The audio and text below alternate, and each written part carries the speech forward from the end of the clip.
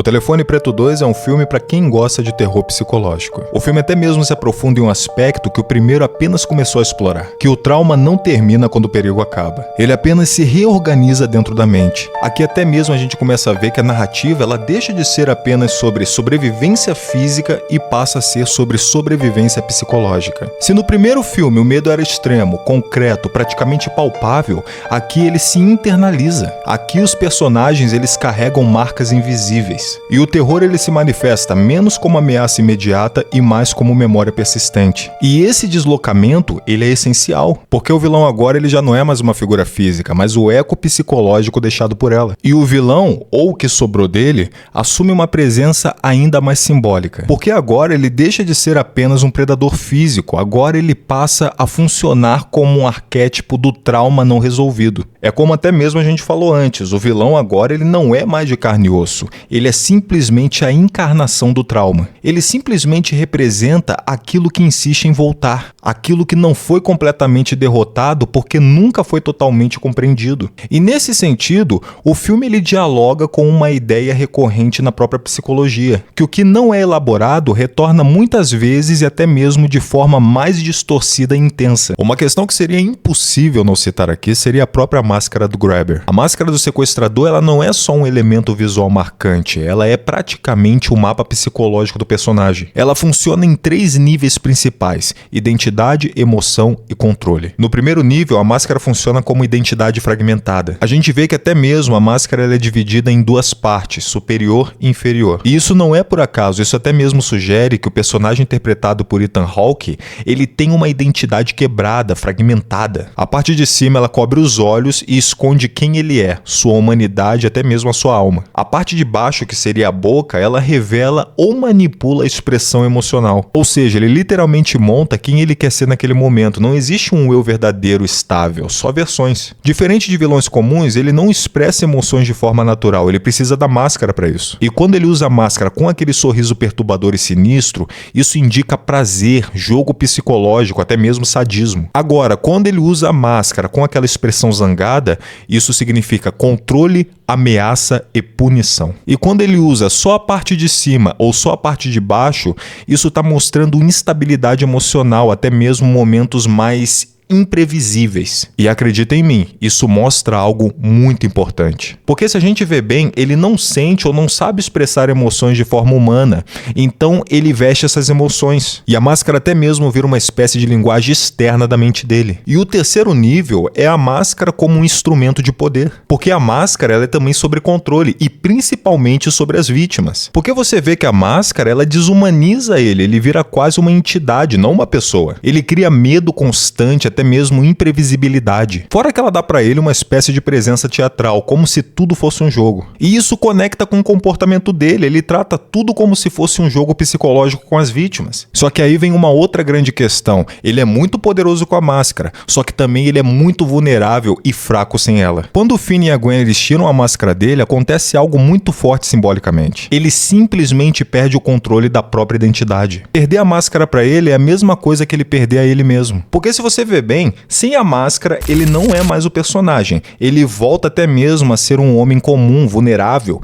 Ele perde até mesmo o poder psicológico sobre a vítima. Ou seja, sem a máscara ele não é nada. Por isso, o grande desespero toda vez que ele perde a máscara. E a máscara ela não é só um acessório. Ela é o que sustenta a existência dele como vilão. Põe uma coisa na sua cabeça. Sem ela, ele não sabe mais quem ele é. Você vê que pessoas com transtornos psicológicos e mentais, elas usam máscara como uma fuga da própria realidade. A máscara ela simplesmente vira uma espécie de camada mais profunda. Porque entenda bem, a máscara nesse caso, ela funciona até mesmo como uma forma de esconder traumas, fugir da própria identidade real e até mesmo evitar encarar quem ele realmente é. Ele não usa a máscara apenas para esconder o rosto, ele usa ela para esconder a si mesmo de si mesmo. Outro ponto também que eu acho muito interessante é como o filme ele trabalha a culpa do sobrevivente. Você vê que existe uma tensão constante entre eu escapei e por que eu escapei. E essa dualidade, ela corrói os personagens por dentro. E isso acaba criando uma espécie de conflito silencioso. E visualmente e narrativamente, o filme ele reforça essa proposta ao criar ambientes que até mesmo parecem refletir o estado mentais dos personagens, como espaços fechados, sombras prolongadas, silêncios incômodos. Tudo isso contribui contribui para a sensação de que estamos dentro da mente deles. Você precisa compreender que Telefone Preto 2 não é apenas a continuação de uma história de terror, mas sim um estudo sobre como o medo ele se transforma em memória e como algumas experiências simplesmente não desaparecem, elas se tornam parte de quem nós somos. O verdadeiro horror aqui não está no que pode acontecer, mas o que já aconteceu e continua acontecendo dentro da mente dos personagens, e é aí que mora a ironia. Outra questão também que é muito interessante são os sonhos da Gwen. E por que eu tô falando isso? Porque historicamente, os sonhos eles têm uma representação muito profunda. Você vê que na própria Bíblia, os sonhos eles aparecem exatamente com esse papel, uma ponte entre o visível e o invisível, entre o que a mente consciente não alcança e aquilo que precisa ser revelado. Um dos exemplos mais marcantes é o do próprio José do Egito. Ele não apenas sonhava, mas interpretava sonhos. E isso até mesmo definia destinos, como a história do copeiro do rei e do padeiro do rei. Interpretando o sonho dos dois, José consegue ver qual iria ser inocentado e qual iria ser executado. Carl Jung até mesmo dizia que os sonhos eles são manifestações do inconsciente tentando equilibrar a mente. Eles não são aleatórios, eles são mensagens codificadas, muitas vezes sobre medo, desejo, trauma ou conflitos internos. E o caso clássico do próprio Dmitri Mendeleev, que teria visualizado a estrutura da tabela periódica em um sonho. Ele já vinha estudando há anos, mas foi durante um sonho que o cérebro organizou tudo de forma clara. Ou seja, o sonho não criou algo do nada, ele reorganizou informações acumuladas. Vocês veem como os sonhos tiveram grande influência historicamente? Mas claro que no filme os sonhos se manifestam de forma diferente, eles vêm mais como um reflexo de algo que ainda não foi resolvido. Você vê que o filme também ele puxa referências da Divina Comédia, mais especificadamente o inferno. E com isso o filme ele ganha uma camada simbólica muito mais perturbadora, porque aí o terror ele deixa de ser só psicológico e ele passa agora a ser quase metafísico. Na obra Inferno de Dante até mesmo existe a famosa inscrição: abandonai toda esperança vós que entrais. Essa frase ela não é só um aviso,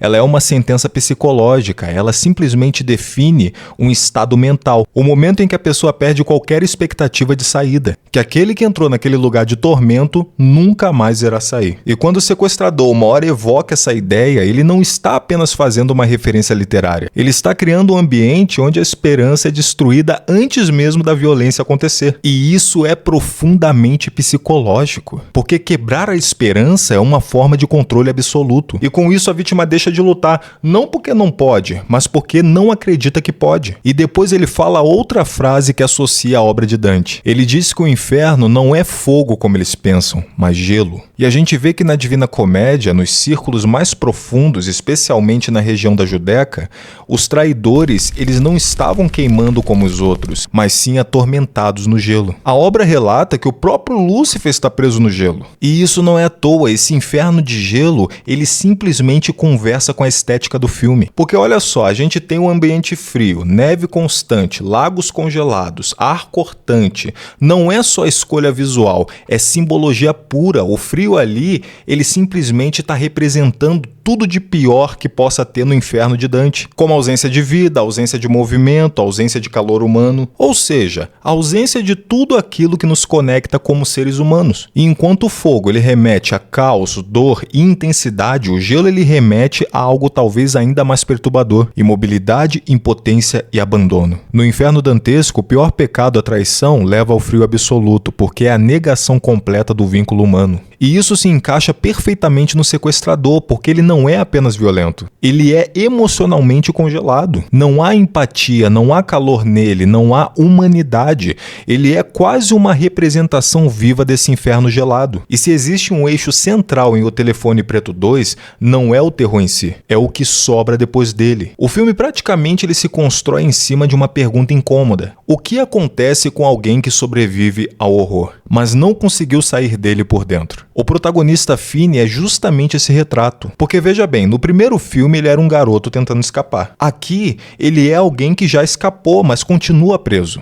Pessoal, sobreviver não significa voltar ao normal. Na verdade, muitas vezes significa entrar em um novo tipo de prisão interna. Finney não vive mais no presente de forma plena, ele está sempre em alerta. O cérebro ele simplesmente aprende que o perigo ele pode surgir a qualquer momento. E também temos a perda da sensação de segurança, que para mim, sinceramente, é uma das piores sensações. Porque aqui é quando o mundo antes ele era um lugar normal, mas depois do trauma, tudo se torna potencialmente ameaçador. E a terceira é a culpa do sobrevivente. Existe uma camada silenciosa, mas muito forte. Por que eu sobrevivi? E esse tipo de pensamento, ele corrói. Você vê que esse pensamento, ele não aparece necessariamente em falas diretas, mas aparece nas atitudes. Pessoal, sobreviver pode carregar um peso enorme quando outros não tiveram a mesma sorte que você, não tiveram a mesma chance. E é isso que Finney sente, ele sobreviveu, mas outras crianças não tiveram a mesma oportunidade. Uma outra questão também que eu acho muito pesada no filme é quando as crianças ali que foram assassinadas, elas dizem que aquele ali não era o lugar delas. E eu fiquei pensando, o que isso quer dizer em todos os aspectos? E essa frase dita, ela também tem um peso que ela carrega 3 níveis: psicológico, simbólico e espiritual. Se nós olharmos primeiro pelo lado psicológico, essas crianças elas representam memórias interrompidas, elas morreram de forma violenta, abrupta e sem fechamento, reconhecendo que aquilo não deveria ter acontecido, que aquelas vidas elas foram arrancadas do curso natural. Agora, no nível simbólico, a conexão ela nos remete de novo à Divina Comédia. No Inferno de Dante Alighieri, cada alma está em um lugar que corresponde ao que fez em vida, no caso, né? Existe ali uma lógica, até mesmo uma justiça poética. Só que no filme isso é quebrado, porque aquelas crianças elas não pertencem àquele inferno, elas não fizeram nada para estar ali. Ou seja, o filme ele cria uma espécie de inversão, como se ali não fosse um inferno justo. É uma espécie de inferno absurdo. E isso torna tudo mais perturbador, porque reforça a ideia de injustiça total. O filme quer mostrar um terror que nem depois da morte tem justiça. E isso até mesmo nos leva a um terceiro nível, mais existencial ou até mesmo mais espiritual. E eu até mesmo estou falando de paz de espírito. E como é que essas crianças vão ter paz de espírito? Quebrando o ciclo. Por isso que elas tentam ajudar de toda forma. Com vozes, aparições, visões. A gente vê que foi até mesmo através do sonho da Gwen que eles mostram o nome do sequestrador. E quando os corpos das crianças são encontrados, aquilo não é apenas uma resolução de caso policial, é simbolicamente um encerramento psíquico, é quase espiritual. Até aquele momento, tudo estava suspenso, as mortes eram um mistério, as famílias não tinham respostas e as próprias vítimas permaneciam ali presas a esse estado incompleto. Porque se você vê bem, no contexto do filme, enquanto os corpos eles não são encontrados, tudo está incompleto, tanto para os vivos quanto simbolicamente para os mortos. E quando finalmente a verdade vem à tona, tudo muda. É como até mesmo se o filme dissesse, não é o tempo que cura, mas sim a verdade. E até mesmo como diz o Evangelho de João, capítulo 8, verso 32, e conhecereis a verdade vos libertará. E no caso, a verdade do que aconteceu com essas crianças libertou a todos. Porque não saber o que aconteceu com o ente querido, eu acredito que é uma das piores angústias que a gente pode ter. Porque a gente sempre vai imaginar pior do que o que aconteceu. E por que nesse caso a verdade liberta? Porque por mais que ela seja dolorosa, é a verdade, é o que aconteceu. E tem outra questão também, por que eles usam tanto a referência do telefone preto? Porque dentro da história o telefone carrega alguns significados que são importantíssimos. O primeiro significado ele é óbvio, o telefone ele é uma espécie de ponte entre o mundo dos mortos e o mundo dos vivos. Ali ele funciona como uma espécie de canal, você vê que as crianças que morreram, elas conseguem falar com Finney através dele, como se a morte ela até mesmo ela não tivesse interrompido completamente a existência, apenas mudado o lugar de onde elas estão falando. Psicologicamente, o telefone pode ser interpretado como a forma que o trauma encontrou para falar. E também a gente tem a questão da comunicação com o inconsciente. Nesse caso, o telefone ele é visto como um canal entre o consciente e o inconsciente do Finney. E, é claro, representado pelas vozes das vítimas. Porque as crianças aqui elas não são só fantasmas, elas carregam conhecimento, pistas, caminhos. É como se o inconsciente dele estivesse guiando ele. E é como eu falei pra vocês, pessoal, esse filme aqui, ele é um filme pra quem gosta de terror psicológico. Porque se você tá esperando um terror mais físico, esquece. E é isso aí, meus queridos amantes do cinema, esse foi o nosso Clube da Análise, muito obrigado pela sua atenção, e não se esqueçam, temos vídeo toda semana, e até a próxima.